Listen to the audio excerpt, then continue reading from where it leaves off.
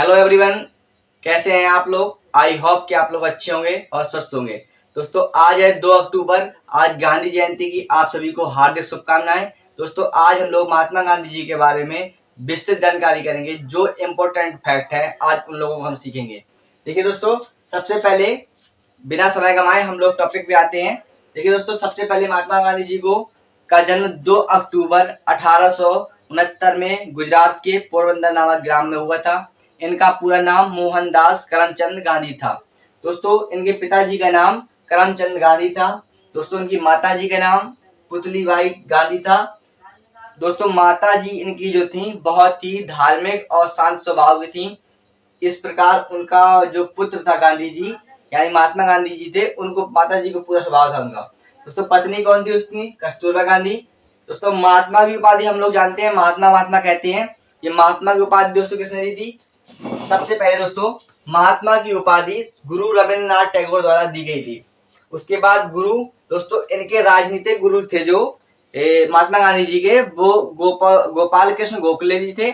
उसके बाद 7वां पॉइंट है दोस्तों हमारा 9 जनवरी 1915 क्या महत्वपूर्ण है।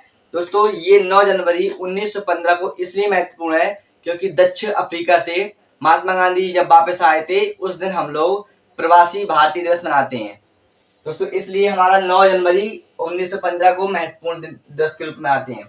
भर्ती कराने वाला एजेंट दोस्तों, भारतीयों ने महात्मा गांधी जी को जब प्रथम विश्व युद्ध चालू हो रहा था 1919 में, तो कांग्रेस से और महात्मा गांधी जी और अंग्रेजों के द्वारा एक संधि हुई। उसमें अंग्रेजों ने कुछ सहमति बताई और महात्मा गांधी सहमति से, तो महात्मा गांधी जी ने कहा कि हम अपने यहाँ के कुछ सैनिक कुछ विशेषताएं बताई, वो अच्छी लगी महात्मा गांधी जी को।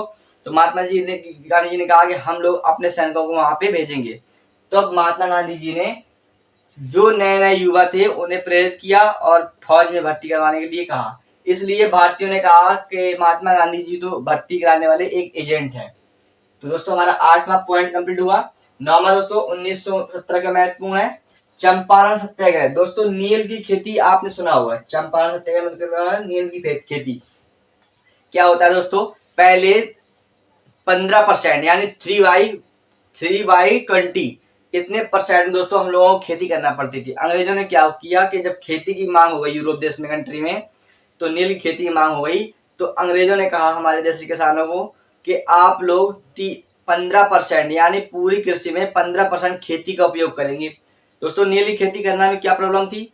प्रॉब्लम ये थी कि दोस्तों जब भी नील की खेती यहाँ पे एक जगह हो जाती थी वो खेती बंजर या ऊसा हो जाती थी, यानी किसी काम की नहीं रहती थी। इसलिए हमारे यहाँ किसान सोच रहा था कि हम नील की खेती करेंगे तो हमारी खेती पूरी खराब होती चली जा रही है।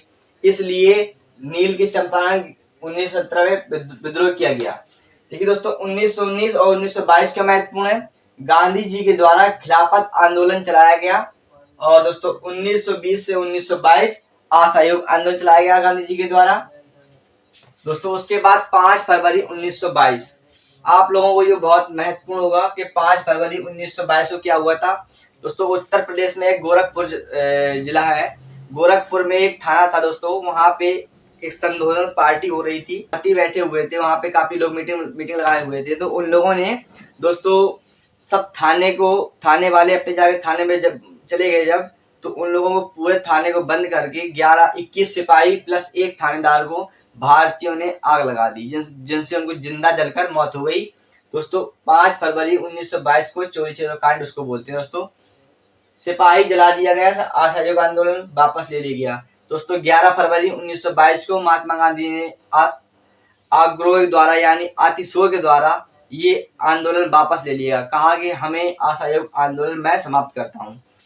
26 जनवरी 1919 दोस्तों क्या महत्वपूर्ण है, क्योंकि दोस्तों पूर्ण स्वराज दिवस के रूप में सबसे पहले 26 जनवरी 1930 का दिन घोषित किया गया था। कहा गया था कि हम आज से पूर्ण स्वराज हो गए हैं और हम इस दिन को स्थापना दिवस के रूप में मनाएंगे अपना। दोस्तों 26 जनवरी 1930 को पूर्ण स्वराज दिवस के रूप में मनाया गया। कांग्रेस के सदस्य और प्लस नेहरू जी के द्वारा इस दिवस की घोषणा की गई। बापू जी की उपाधि दोस्तों किसने दी थी? दोस्तों बापू क्यों कहते थे, यानी 14 नंबर पॉइंट हमारा है, बापू की उपाधि सबसे पहले सरोजिनी नायडू जी के द्वारा दी गई थी। उसके बाद दोस्तों राष्ट्रपिता किसने कहा महात्मा जी को? महात्मा गांधी जी को राष्ट्रपिता सबसे पहले सुभाष चंद्र बोस जी ने कहा है। उसके बाद अर्धनंगा फकीर। दोस्तों अर्धनंगा फकीर विंस्टन चर्चिल के द्वारा अर्धनंगा फकीर कहा गया। दोस्तों उनकी मृत्यु 30 जनवरी 1948 को आप लोगों को पता है नाथूराम गोडसे के द्वारा हत्या कर दी गई थी। तब दोस्तों पूरे भारत देश में बहुत बवाल हुआ, सरदारों को मारा गया। ये मैंने आप लोगों को आज महात्मा गांधी के बारे में कुछ महत्वपूर्ण टॉपिक्स यानी फैक्ट्स समझाए। आप लोगों में मैं उम्मीद करता हूं कि आप लोगों ने समझे होंगे। और दोस्तों नोट डाउन कर लीजिएगा, बहुत ही इम्पोर्टेंट फैक्ट है दोस्तों ये। मैं उम्मीद करता हूं कि आप लोगों को अच्छा लगा होगा वीडियो। दोस्तों अगर वीडियो अच्छा लगे तो लाइक कमेंट शेयर जरूर करें। Thanks for watching this video. जय हिंद।